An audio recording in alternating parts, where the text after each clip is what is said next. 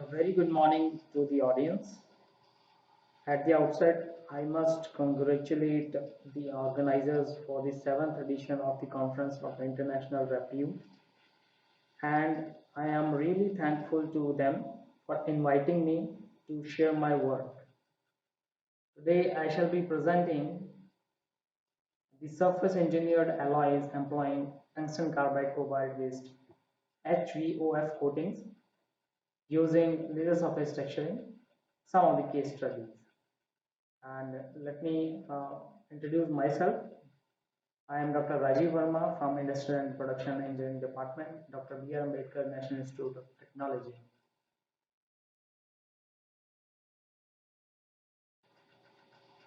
So this is going to be the presentation layout. I shall be deliberating on the fundamentals of non-wetting surfaces, fabrication routes of non-wettable surfaces, applications, and some of the research works that have been carried out in the institute premises shall also be discussed in this presentation. First of all, the question arises, what is the need of non-wettable surfaces? So wherever we look around in our day-to-day life, there is a lot of steel, alloys, metal, and certain engineering materials which require specific attention. Like for here in this example, some of the images taken are of the corrosion which has happened and some of the tribological issues which are required to be addressed, and fogging and de-icing applications basically, and to be more some more complex problems like fouling, anti-fouling. So surface wettability greatly influences these problems, and surface wettability, it is a phenomena basically which is nothing but which largely depends upon the physiochemical phenomena. So introducing the non-wettable surfaces.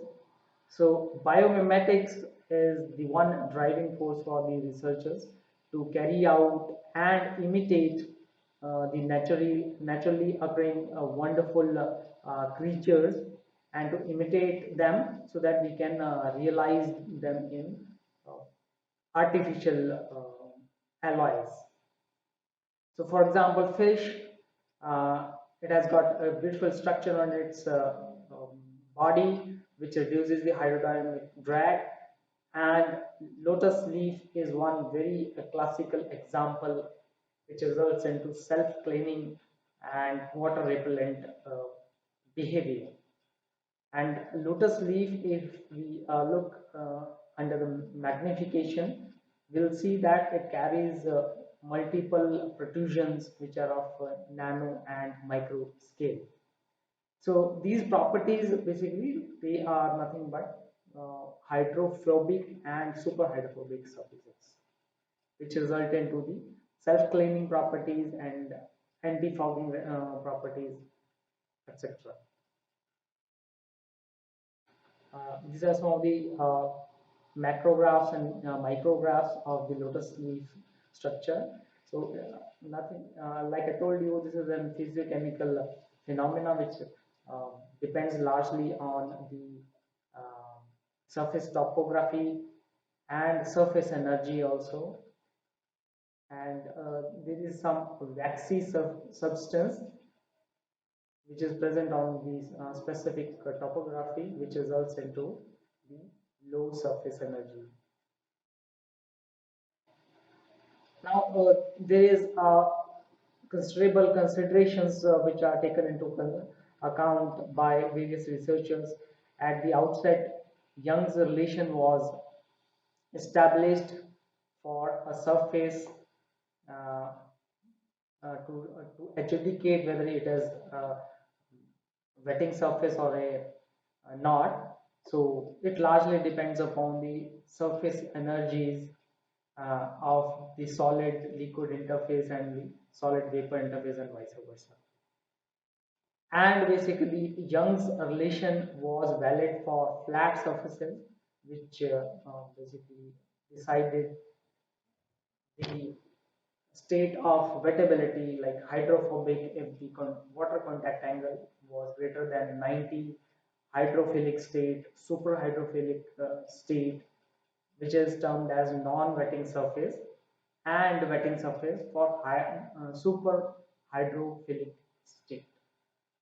But the initial attempt to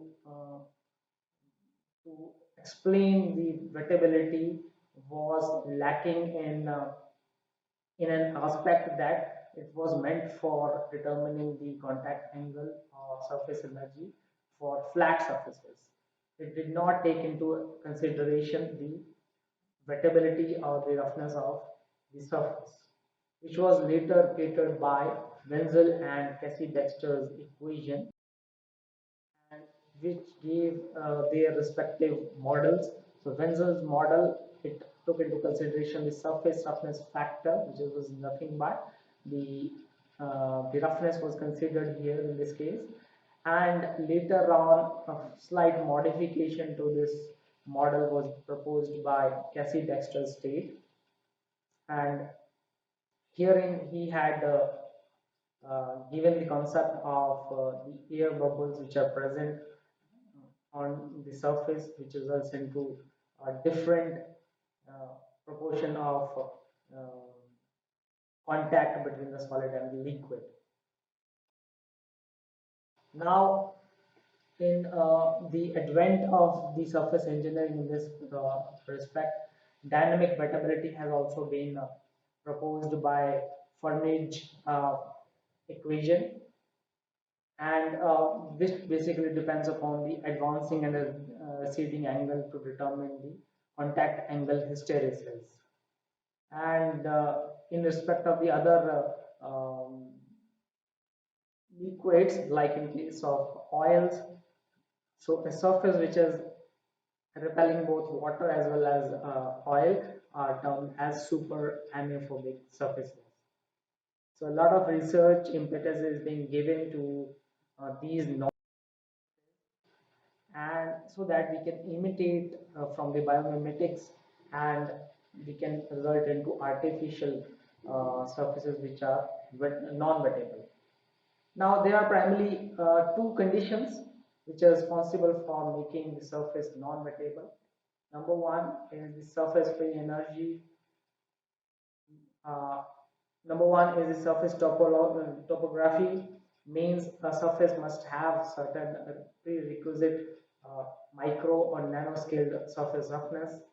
Secondly, a surface must be coated, or it must contain certain low surface energy material to generate a surface free energy.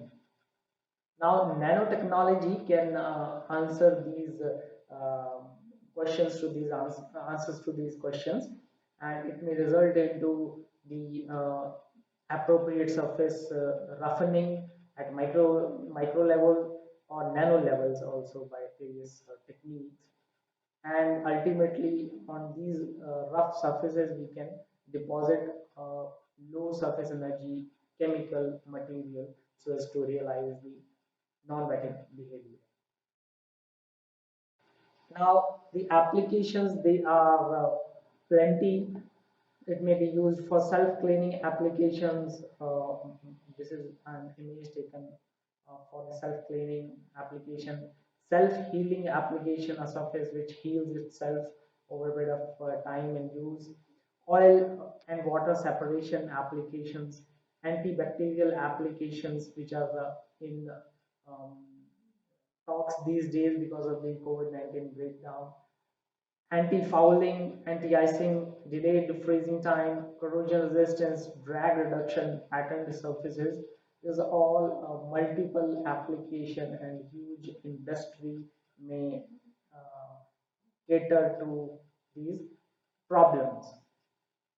So these are some of the images showing the self-cleaning properties with these non-wettable surfaces, and corrosion basically in various forms is responsible for huge losses to the industry, which is one of the prime applications of non-wettable surfaces.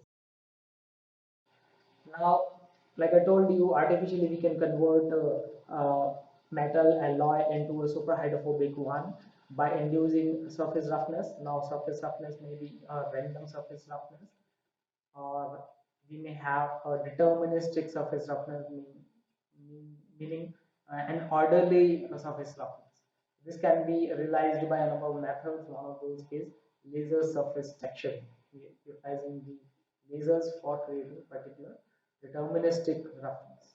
Now later on we can on these rough surfaces we can add certain surfactants and low surface energy materials to get the uh, non-wettable surfaces. One of those simplest method is dip coating, in which we utilize certain acids like HCl. Diluted acid was used to etch and to get a particular surface roughness, or in some other ways we may also get the surface roughness, but this is one of the simplest facile method to get the surface roughness. And later on, low surface energy materials like lauric acid is the one which is conveniently procured and used, maybe used to get the uh, non-wettable surfaces. So this is a slide from a work done at the NID Jalandhar laboratory, and basically for us rougher surface will get more um, will get more non-wettable behavior, means water contact angle will be higher for those surfaces. This is for the untreated surface, uh, and after treatment basically there was a deposition of lauric acid particles which resulted into low surface energy and ultimately non certain lab small scale lab tests were conducted to check the durability of these developed surfaces, and um, it was revealed upon testing that although the durability was lost, but slightly up to basically which are acceptable levels, and the untested specimen, they were showing earlier basically high water contact angle of the range of more than 160 degrees, and upon subsequent testing they exuded uh, WCA more than 145.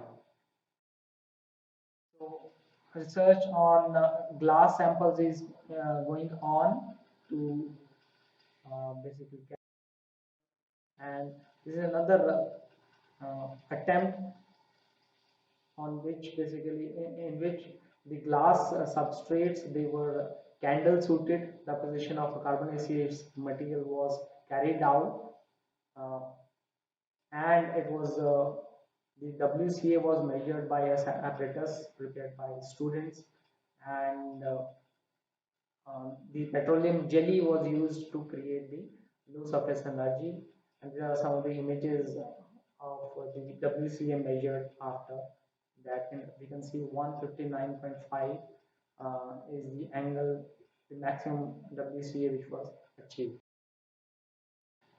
Again, some of the testings were carried out. Third case study, basically employing the texturing method by using lasers was employed on steel, and later on these textured materials, they were um, HUF coated, and later on again they were some of the samples, they were laser textured to see and realize the wettability by spray coating and dip coating methods. So this is another work done at our. These are HVF thermal spring equipment which was employed for the experimentation, and these are the substrate after tungsten, cobalt, chromium coatings, and this is the coating formulations which were tested at various uh, surface engineering regimes. This is a fiber level laser texturing machine, which is available at the institute, and for detailed procedure of getting the wettability, one may go to this research article. And the characterization by scanning electron microscopy was done to see what was the difference before coating and after coating, after texturing. So after texturing, basically nickel was supposed to be diffused from the substrate to the surface because of the high power of, of the laser. Now, wettability of the liquid droplet was again basically measured by some of the earlier said methods for different liquids, and a good amount of superhydrophobicity was achieved. These are the results of those tests. You can say although the wettability was lost, non-wettability was lost, but marginally after these tests. And the last case study that I wanted to discuss is the, in this basically laser surface texturing was employed, and the texturing before HDF coating was compared was with the specimen which were grit blasted, and these are the parameters which are used for the texturing.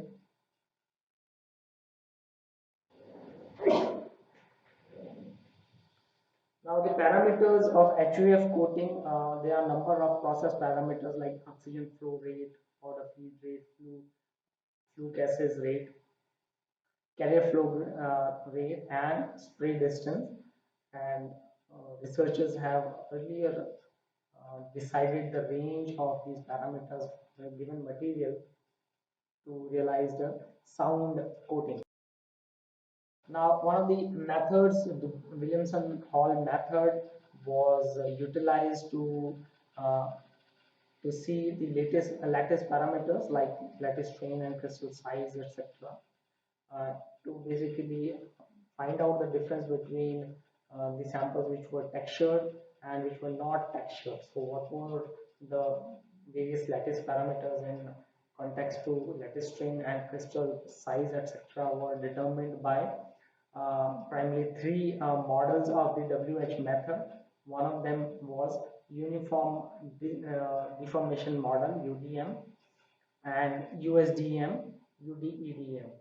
These models, they find out the various lattice parameters like lattice size, strain by using one of the models. Then USDM gave us different parameters, and UDEDM. The results they exhibited that for textured specimen, the laser textured specimen had higher strain as compared to the non-textured one, and the stress basically, or the residual compressive stress in this case, was again higher in case of laser texturing, whereas which reduced considerably, and that strain was minimum in case of textured and laser thermal spray coated specimen. So these are some of the results because laser texturing as well as thermal spray, they accompany large heat treatments. They are thermal based processing methods. So heat treatment and microstructural rearrangement resulted into these results. Uh, these specimens, they were also tested for mechanical testing like Vickers micro harness test, which is a very common method to gauge the mechanical strength of the coating at the interface as well as at the surface. So micro hardness readings were taken across the specimen and along the specimen to see what were the results. So in case of textured specimen, a higher uh, micro hardness was observed as compared to the non-textured or sand blasted specimen, and considerable improvement has been seen here. along the cross section, while across the cross section, uh, across the substrate, it was having a very less value of the range of 270 HV. So this was attributed to again the arresting of crack and strain propagation by microcavities. In the end, concluding, basically, you can see that WH plot, they illustrate the strain and anisotropy in the specimen, which were primarily present because of the dislocations and the high localized coherent thermal power because of the laser fluence imparted by the laser detection. So, given the time constraint, so I would like to thank you once again for giving me the opportunity